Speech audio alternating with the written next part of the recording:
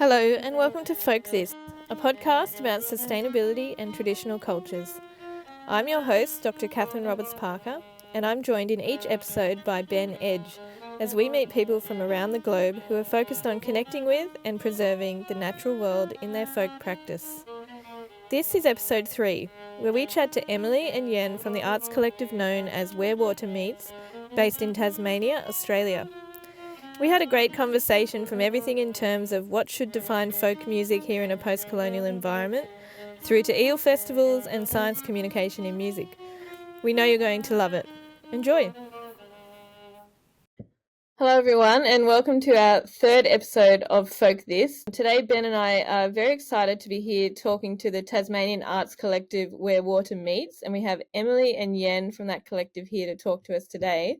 They do fabulous work down in Tasmania, and I'll just give them a chance to start by talking about their practice and what they do. It's really inspiring work. So Emily and Yen, would you like to start just by talking a bit about what you do? Yeah, thanks, Kathryn. Great to be here. I'm firstly a violinist and viola player and did a lot of performing as the main thing for many years. But more recently, I've been getting a lot more into composition and experimental music a bit more as well, and improvisation. I've been studying geography and marine science, and gradually those two parts of my lives have been merging and intertwining in unexpected and exciting ways. I met Yen about 8 years ago, and we started playing together as Yen and Emily for many years. We are a folk duo, and probably the core of the project for a long time has been collaborative composition. We have a really lovely way of writing music together and create something that's completely different to what we would come up with separately. But in more recent years, we've also been sort of expanding what we do and what we are beyond just composing and playing folk music,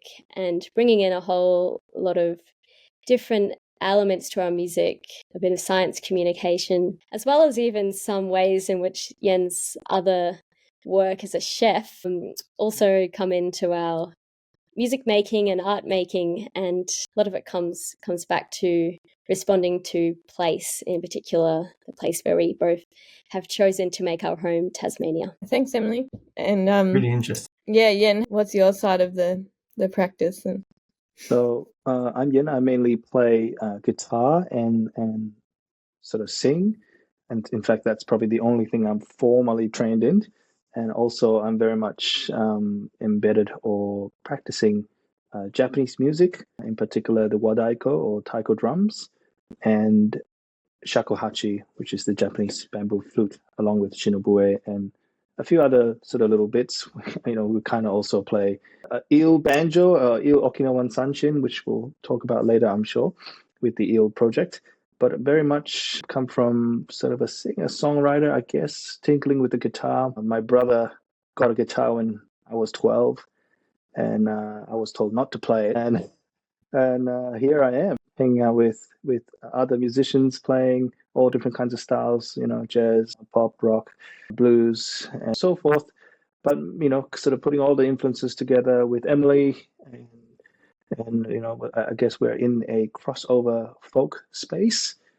We call ourselves existential folk, in a way. A lot of folk sensibilities are very non-traditional, I guess, if you call it that, of having a format that is a folk duo with a violin, guitar, two voices, very normal looking, but having music that sort of draws from world music, draws from other traditions, all our background with classical, Japanese music, and so forth, in a sort of singer-songwriter slash sort of classical format.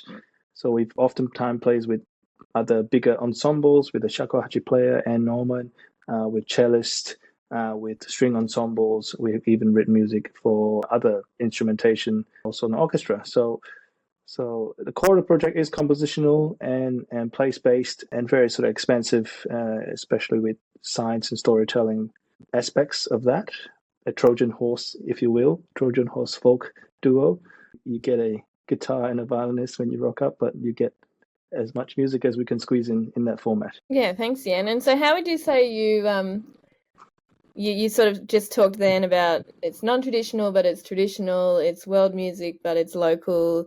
It's like, so how do you bring all that together? Is it just in sort of creative development, or is it like an organic thing by now after 8 years, or how would you describe the way that is working for you? I guess a lot of it is just, our backgrounds with, Emily having sort of Celtic folk traditions and me having all the other sort of Japanese music, Celtic music as well, rock, jazz, all the guitar-y based stuff. Yeah, it's pretty much very organic. We'll bring an idea, and really what draws us together makes it very coherent with all the different songs as we, when we play live, we're jumping genres, jumping styles, jumping presentations in the way we play it, and instruments sometimes. It is at the core very place-based, very expensive kind of music, very existential topics, very little focus on sort of narrative-based folk. There is storytelling and story embedded and story place embedded in the music.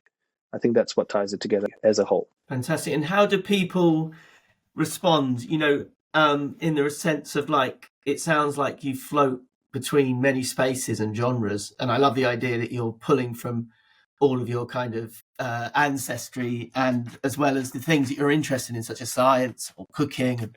But, when it comes to like folk festivals and things like that, do they have to almost create a new stage for you because you're doing something kind of new? Does it fit in with the more traditional folk? So yeah, let's just say we have a lot of different bios. So we do tend to write ourselves. We write about ourselves in a way that matches what we're applying for, whether that's a folk festival or a classical festival or a science conference or whatever it is. And then when we get there, we read the room, but we do try and bring our unique sound and way of presenting with us. But yeah, there is no festival, I think, that is perfectly encompasses everything that we do. But we did get to play at the Eel Festival last month, and I have to say that got pretty close. What is the Eel Festival? It's called the Lake Bolac Eel Festival, and it's based on the fact that in this region and nearby, eels have been a super important creature for many, many, many generations, like forever. People have gathered around eels in these regions for many generations, so it's an incredibly important species to First Nations. To the extent that the Budge Bim eel traps, which are just a bit south of Lake Bolac, were the largest aquaculture kind of infrastructure in the world prior to colonization. So it's an absolutely huge bit of infrastructure. It's the eel trade there, and the eels they caught there supported the largest settled group of First Nations in Australia. So absolutely incredibly important creature. And so it was really amazing to be at this festival, and this festival has a really huge First Nations component as well. And to be sort of invited to keep celebrating this eel in this place. And so, yeah, really the festival's about celebrating the eel and in all the different ways, and connection to place and to a species, and reciprocity. Wow. It's when Kathryn introduced me to what you were doing and mentioned eels, it's quite such a strange coincidence. I worked on a television series as a folk consultant, where the whole series ends with a big eel festival. So there must be something in the zeitgeist and about eels. And also I've spoken, it's called The Change, by the way. A friend of mine who's part of the Extinction Rebellion Morris side, she says that eels are a favourite animal because that they move between genders. So they're like, she sees them as a great symbol of kind of this new movement that people are looking at ways of taking down the binaries of gender. So there's a lot about eels that are quite, there's a lot of interesting stuff to talk about. And on top of that, I used to go fishing with my grandfather for eels, and he used to make jellied eels, which is a real London favourite. So, yeah. Is it still popular in London, the jellied eels? Do people still eat it? It is to the older generation that are unfortunately obviously getting very elderly now, but there are some like traditional pie and mash shops where you can still get jellied eels. and you get some more, like, it's probably similar in Australia now, you get people, you know, almost making it into almost a trendy thing. You know, you can get it at markets and things like that, where it's like a bit more gourmet. So yeah, it's really fascinating. I look forward to hearing. That's enough about me, about eels. I look forward to hearing about your eel project. Did you know Sorry? there's a Tasmanian and London eel connection? Tell me. I was talking to Kathryn, and so I was just talking about like the history of eels of London, and it's very, very interesting.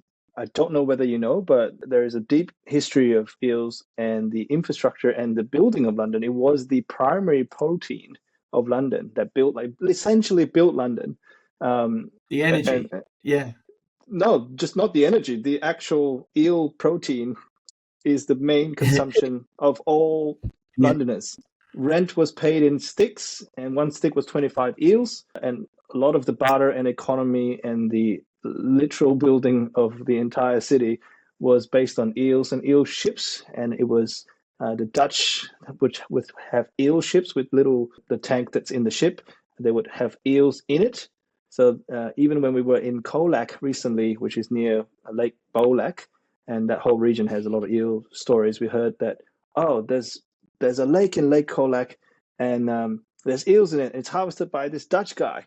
And I'm like, of course, because the Dutch has a long history of having ships, having eel ships, which is the coolest thing, going around the world to harvest eels and then sending it to London. And Tasmania was one of those places where we would be harvesting eels, sending it to London back in the day.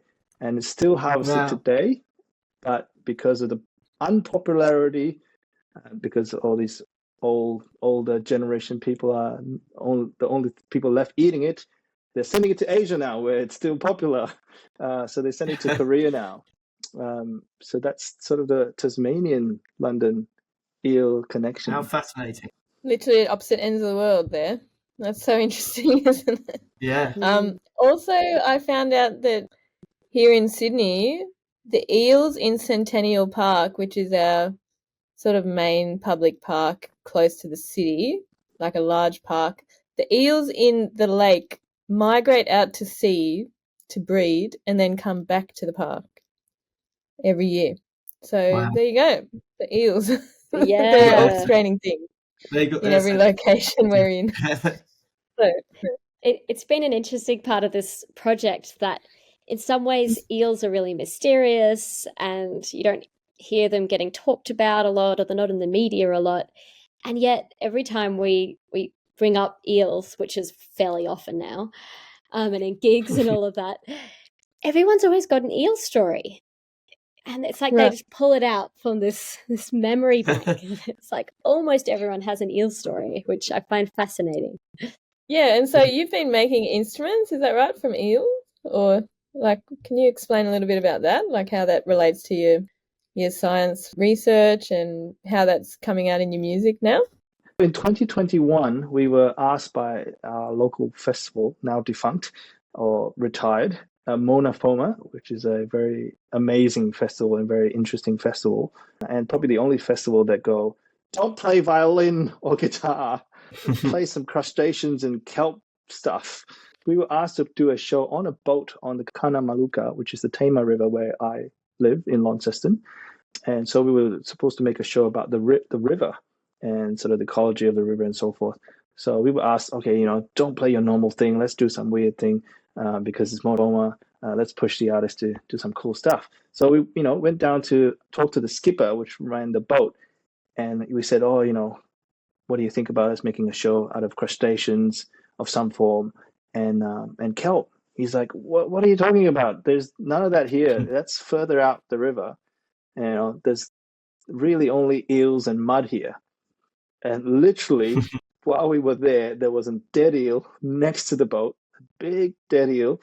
Of course, we had to make with 2 weeks' notice, probably, with no budget, no expertise of how to make an eel instrument, no even research of what it is, just with full-hearted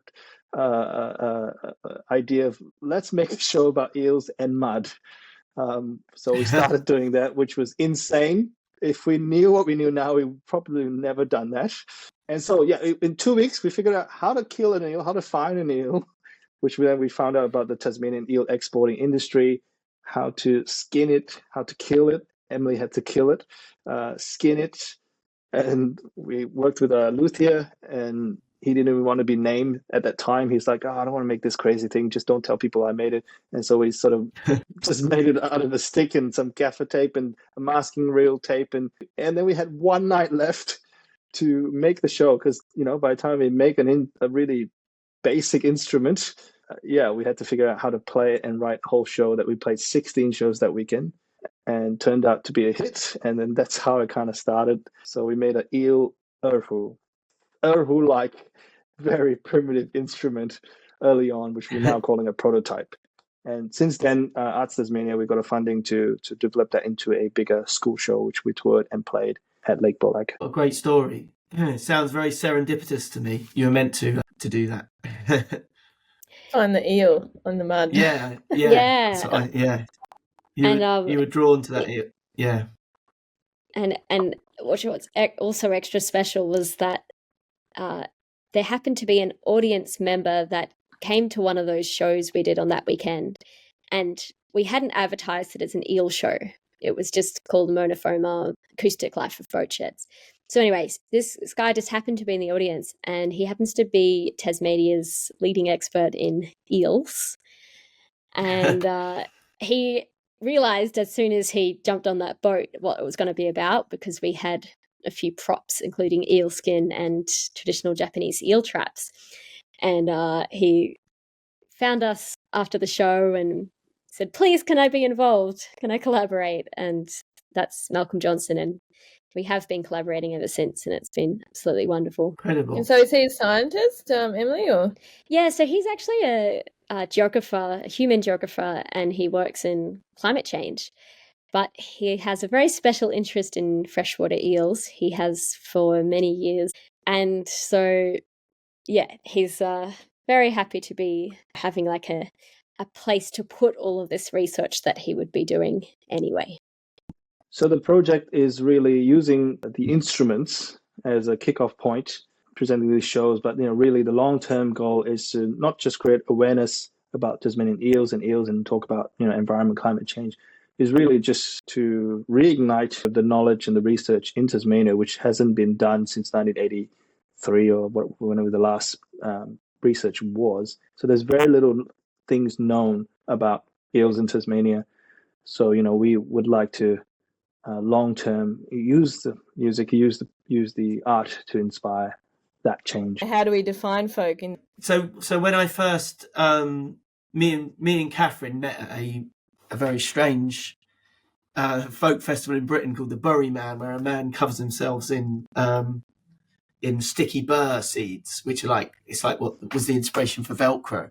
And it's actually, funny enough, talking of serendipity, of fishing, harking back to a fishing superstition where they used to, and it was a herring fishing community, where they used to believe that bringing this kind of half man, half plant creature out would inspire the fish to return to the surface and things. So the folk and fishing is very entwined anyway. But anyway, to go back to the kind of post-colonial era, as a painter, I'm really interested in and music. I do music as well. I'm less public with it, but it's all, for me, there's something about the idea of folk culture surviving in spite of the regimes and systems that try to kind of eliminate these practices. So in Britain, we have, if we go right back to the Norman invasion, there was a long period of colonialising our own land before we began the British Empire and colonialising the rest of the world. So it starts at home with the folk practices that were kind of, very much frowned upon, seen as barbaric, and just then later you can read reports from the British Empire looking at other nations, and it's very similar, the language used and the way they look at it. So I think the reason I see such hope in folk traditions is the fact that they still exist, despite everyone, in a way, trying to, in positions of power, trying to wipe them off the face of the earth. So I have this manifesto I've written called Folklore Active. So because of this, for me in an urbanized environment, I had to physically go out and actively find these things like you two are doing, and to kind of almost resurrect them. Like you're talking about eels and how everyone's got an eel story. It's very much like that with folk traditions. Like no one talks about it. And then I mention one. And then, when I was a kid, there was Morris dancers on the green. And then all of a sudden everyone starts to connect all the dots. So I think the power for me of folk culture is it's the voices of ordinary people and the practices and cultures.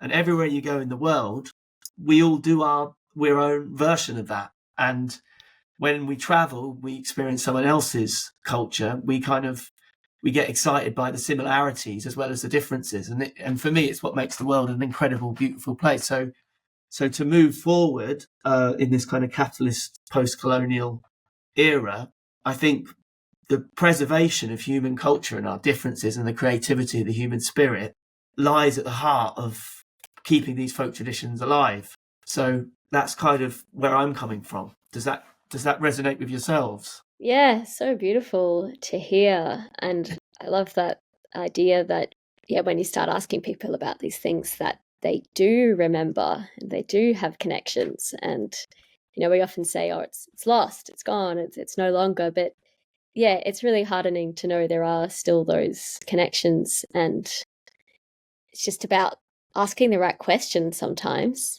and then being able to sort of reclaim that a bit within our communities. And that's also a beautiful process because it involves talking to people and talking to people of all different ages and gathering those stories and gathering that knowledge. Folk, for me, was a very sort of coming into it from studying Western classical music for a long time. It was a very freeing thing to find and also a very expressive music. Like I remember hearing a friend of mine playing a song that she'd written and just thinking like, wow, you can just write something and just express what you're feeling. And it's about this place that we all are in. We all have this shared context. And like that's a different thing to traditional folk and tunes and songs being passed down. But in that sense of, I suppose, new music, new folk songs being created within that tradition, that was something that I felt really drawn to and really excited about. Just that capacity to express something about hyper sort of regionality of place and the community experience. Those songs are on an album now and they just bring me back to 10 years ago and just what we were doing at that time in our little Hobart bubble. But then, thinking about that on scale, like so many hyper-regional songs and traditions. And as you say, when those can connect and be inspired by each other and influence each other, that's a really exciting thing. And I think this way that folk music is oral and it's passed on by ear allows that to happen more so than if there's a notation system, because at the moment we don't have like a global notation system for lots of different genres. It's sort of the few genres of music that do have a notation system is specific to that genre and not necessarily a language that can be shared. But if you can hear something and you can mimic it on your instrument or in your voice, then it can become a shared language. So folk music is a very loaded term for me, or even post-colonial folk music, whatever that means, is very interesting for me. I'm Malaysian Chinese, so I'm part of the Commonwealth, aka colonized by the British, and I've come and living in Tasmania. Also, I play Japanese music, being a Chinese person, and that was colonized by Japan for a couple of years. And in fact, I wouldn't be here without it, because my grandmother during that occupation was quickly sold off to my grandfather quickly, because a single woman in a village being colonized by the Japanese at the time was very dangerous. So he was basically signed off to be married off to my grandfather for $20 or something. So I wouldn't be here without that as part of my history. And even So, I'm really an outsider in many ways. In Australia, as a Malaysian Chinese person playing Japanese music, as a Malaysian Chinese person playing, English singer-songwriter songs, whatever that means, popular songs, playing, listening to Spice Girls. Is that a form of colonization? We don't know. But definitely my relationship to folk in Australia, actually from an outsider's perspective, it feels like a lot of it is Celtic folk. What does that mean from my background doing all of that? You spoke about folkloric tales and common people. In Japanese music, when I learned Japanese music, it's divided into 3 streams, which is very interesting to think about. We call it minyo, which is folk music, gagaku, which is court music, and honkyoku for shakuhachi is spiritual music. Even Ted Goya sort of has, a historian has sort of labeled, a few streams of music in terms of there's healing music or sacred music, there's love songs and work songs, and how that relates to each other. And, you could very much think of it, the way I think you guys are saying, talking about folk music is really stories about the common people, very, very different to possibly court music. If you listen to court music of Japan, China, arguably sort of some periods of Western classical music, is very sort of, they are not the everyday people planting potatoes and fishing. They're very, very different. So I guess we need to talk about and define what folk is. Is folk an oral tradition passed down? Often the court music is notated. That's the other thing to think about globally. Is folk music defined as the commoners' stories, common people stories, common people narrative or place-based traditions and songs passed down usually by oral tradition? How much of that bleeds into work songs that has a rhythm? Are they part of working? A lot of fishing songs, eel fishing songs. I'm sure there must be some. I came across some Japanese eel fishing songs, actual fishing songs of I'm sure there's plenty of English fishing songs. Of many cultures, there's fishing songs, I'm sure. And yeah, how much does that cross over into sacred music? Like in the Indian system, all music is sacred music, or has a spiritual component.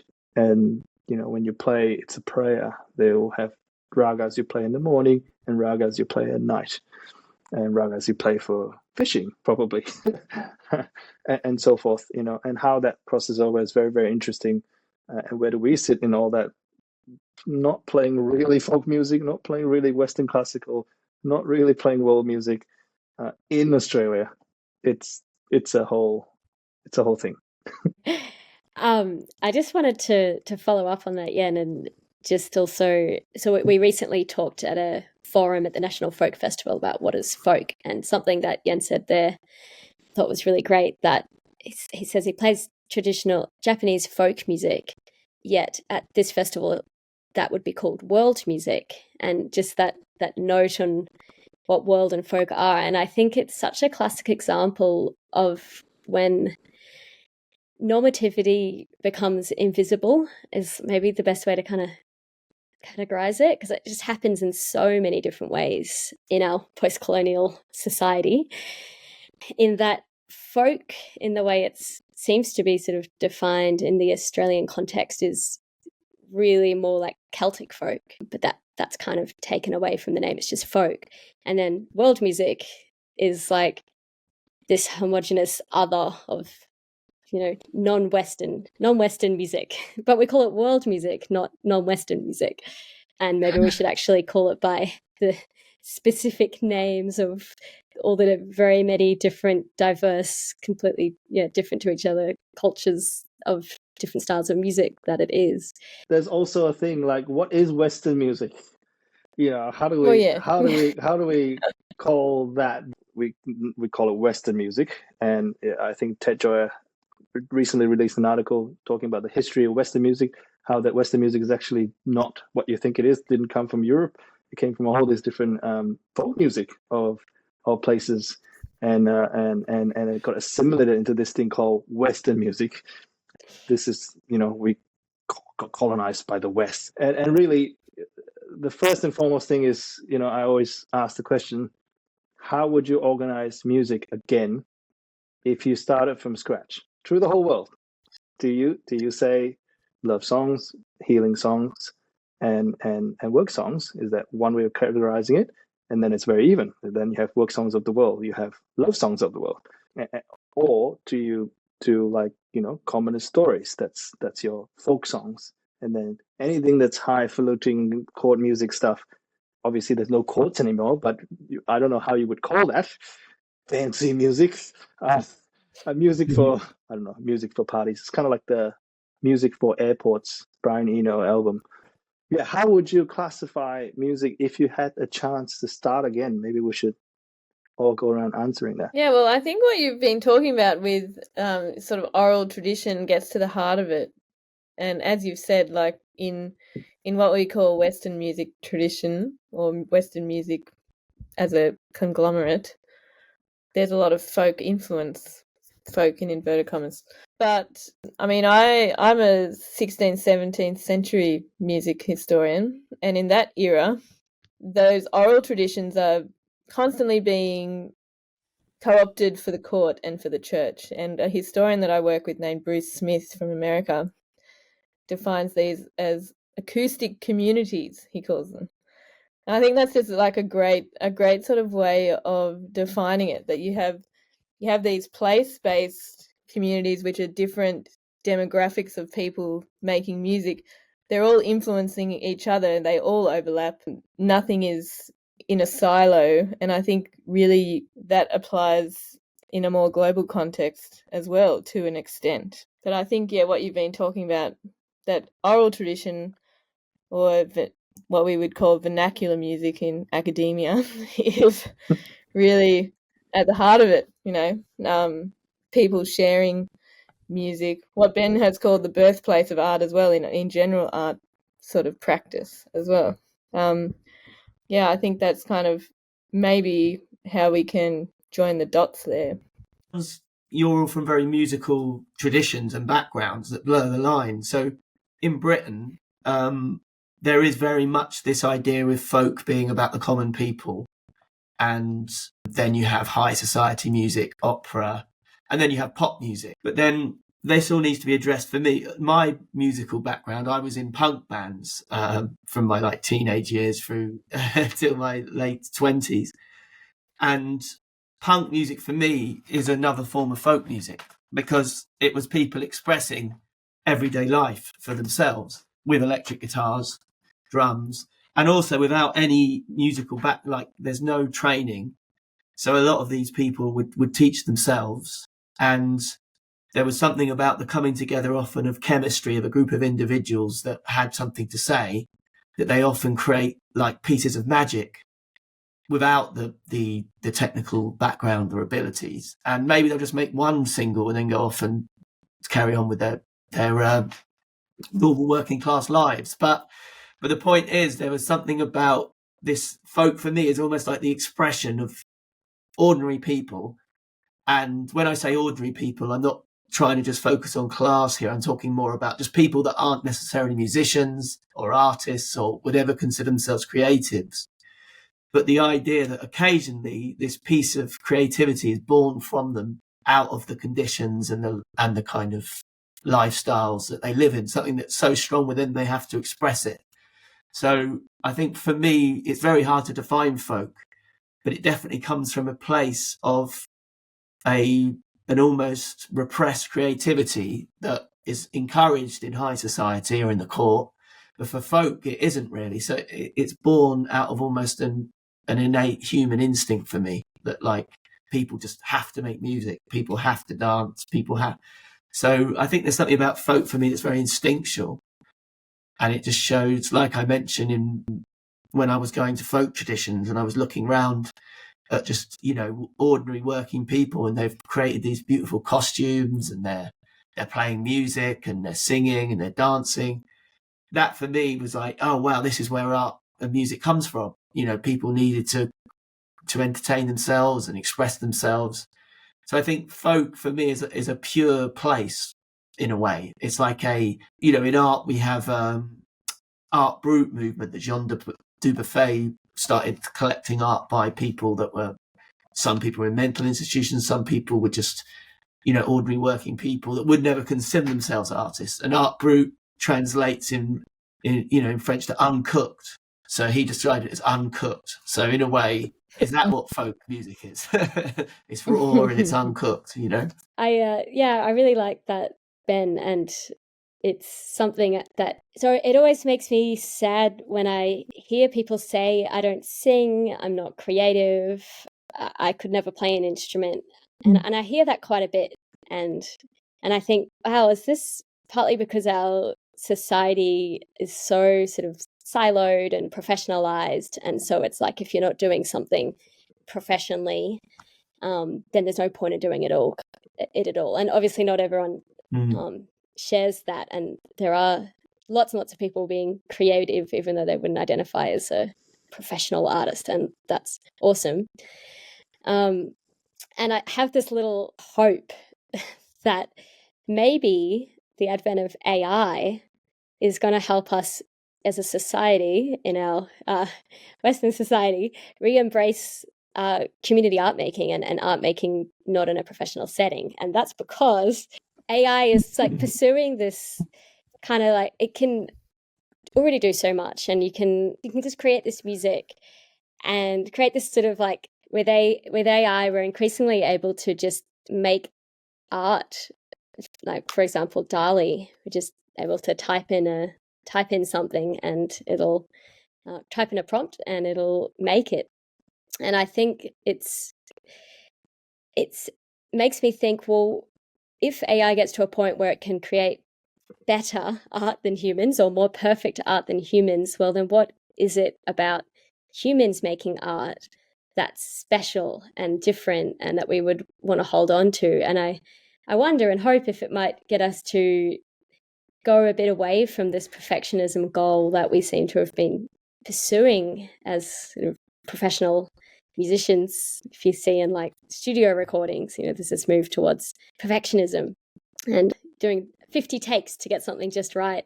And I wonder if when AI can just do everything better and more perfect, will we re-embrace imperfection and the fact that making art makes us human, and it doesn't matter about being the best at it? That's kind of irrelevant.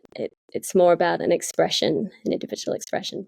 Just had this conversation with a graphic artist, designer friend, and I'm just saying she's getting a lot of work now, obviously, and more and more increasingly, I'm sure, with a lot of trades and a lot of designers. I'm also an architect, building designer, so she's not doing the menial task of, generating logos from scratch and then working your way up to a sort of an artistic director when you have an overview of many years of experience, learning how to do something and go, all right, this needs that, or whatever it is. And she's saying, look, if the kids ask me today, should you go to graphic design, she would say probably not, because that middle of the line with a lot of industries are getting killed, just like music in a way. There's a lot of mid industries that are being taken out. You don't have to go to a fancy studio anymore. You don't need an agent. You don't need a manager. You don't need a touring, whatever. You can just have a laptop like us here. We are just doing it on our phones and making a podcast. So a lot of those jobs are dying out. And, to be an amazing art composer or designer of anything, really, you need to go through the muck and the crap of playing live music, sucking at it, composing and doing all that hard work. I think it's almost like when we had, I spoke about punk music earlier. That was born out of a movement against prog music, which was played by extremely technical players. So it was very almost becoming machine-like, and it was all about how talented you were at playing music, but it wasn't necessarily about a human expression. So all of a sudden, all these people started writing songs about what it's like to be from where I'm from. So I think that there'd always be that round and round conversation where you could argue AI is almost replacing the super educated classes. They're in trouble because, like you were saying, Emily, the imperfection of folk music is so charming, and people can't get enough of that kind of really heartfelt, handmade, authentic is the word often used, isn't it? So what you're saying to me, I do find quite hopeful, because it's actually, it's almost like the over-education of things will be replaced by AI. but you can never strip away that beautifully intrinsic human thing of self-expression. And when I think as well about art, often your style, like I was trying to paint like 15th century Northern Renaissance painters and failing. But through the failing of that, because I never went, I didn't have a, those people would have had a master that taught them and stuff. So I was kind of, I was just trying to teach myself how to paint like that. There's a naivety to the work, and that's the bit that people love. So they always go, "Oh, I love the night." So it's almost through the failure of trying to achieve something high art that people like my work. So I think that that's quite an interesting topic that you're both talking about there, and I think that it will be a new cycle of creation. So it's perhaps a hopeful thing. Yeah, it kind of comes back to like, what do we want to listen to music for? Like, what are we doing this for? What are the important bits to us as a society? And yeah, I totally agree, Ben. I don't know if AI could ever replace that real grassroots self-expression, artisan, bespoke, all of those things. Absolutely. Kathryn, what are your thoughts on this? On the AI? Yeah, you're sitting there kind of dreaming about it, I think. I mean, I kind of agree with everyone in that there's opportunities in AI, unexpected opportunities. If you look past it, like what you said, is going to make us appreciate imperfection more. And I love that idea. That's a great idea. I love hearing that. That when you see something made by AI, if it's visual, there are things in it straight away that kind of at the moment that identify that's what it is. And there's kind of like a human essence or something that just isn't captured in it in its current state in AI. But that obviously will probably change fairly soon. So then what it forces us then to define, well, what is human art making of all forms? How do we express ourselves as a living, breathing species, in art? And I think that's something that's an interesting question for us to be forced to go back to over and over in this context. So, I mean, I'm hopeful for that, even if AI, takes over a lot of things we're not used to it inhabiting, that there is, potential opportunities on the other side, as you've all been saying. So I'd love you to tell me more about that. There's one piece that I've really loved listening to you perform, which is Pale Blue Dot. Could you talk a little bit about that one to finish off? Yeah, so Pale Blue Dot is taken from the words of Carl Sagan. He was writing about the picture from Voyager 1. It was the furthest away picture of Earth that we have, and he was reflecting that, wow, it's just this tiny little mote of dust, this tiny little speck in this vast blackness, just before the ship gets just far enough away not to be able to see it anymore. And he's saying, wow, we're so insignificant in the scale of the universe, and yet everyone we know, everything we love, is on that tiny pale blue dot. And so it's also so totally important, and like the most important thing to us, this tiny insignificant place. So that we were really inspired by those thoughts and that sort of balance of thinking, and Pale Blue Dot was inspired by that. In terms of compositionally, that was brought to me by Emily, sort of some ideas on the violin. And so I started actually figuring out on the viola, and started how to figure that out. How do we write a song about this huge topic in a folk duo, which is a big challenge, especially just with the guitar, a voice, or two voices, and a viola, which eventually we had a cello in it. But it's like just talking about our sort of compositional process. So I started sort of tuning the guitar half in a viola altered tuning, sort of working out how to play that in a very, very weird way, and wrote lyrics based on that sort of poem and that book, and then added a cello to it and sort of made it work in a weird acoustic folk space existential trio. And that's something that we do a lot, is alternative tunings. And so when I brought this little start of PaleBlue.tn, I had this different tuning on viola for the nerds out there who want to try it. It's C, G, D, F sharp.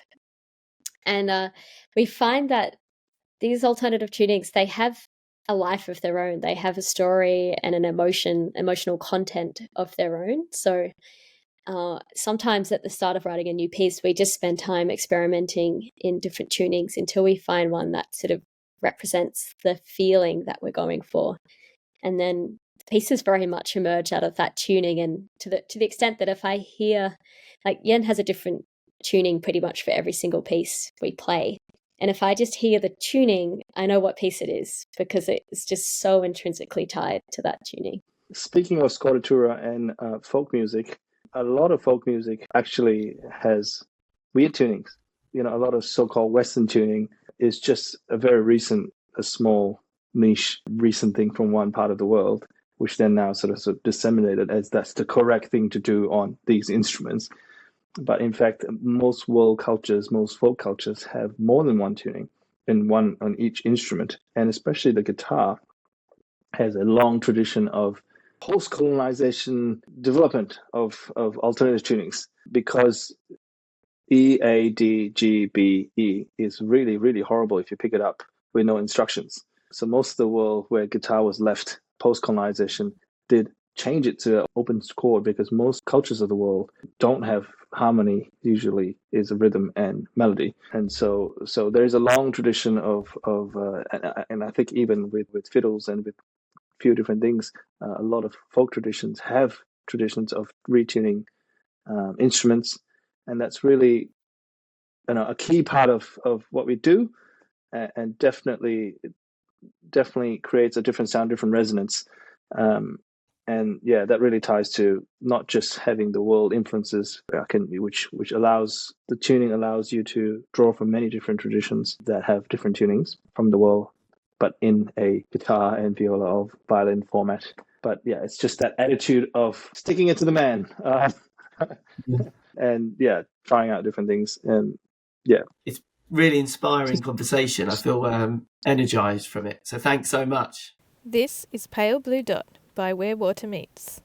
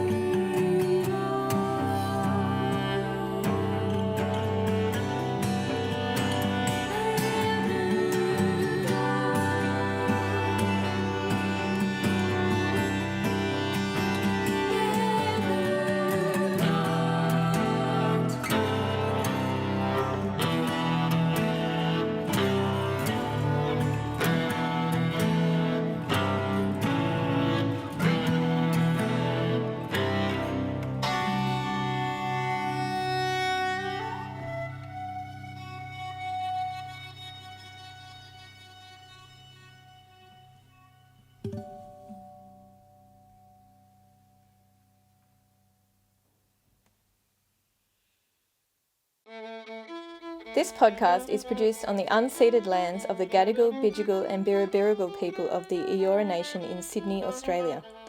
We acknowledge the traditional owners and pay our respects to their elders past, present and emerging.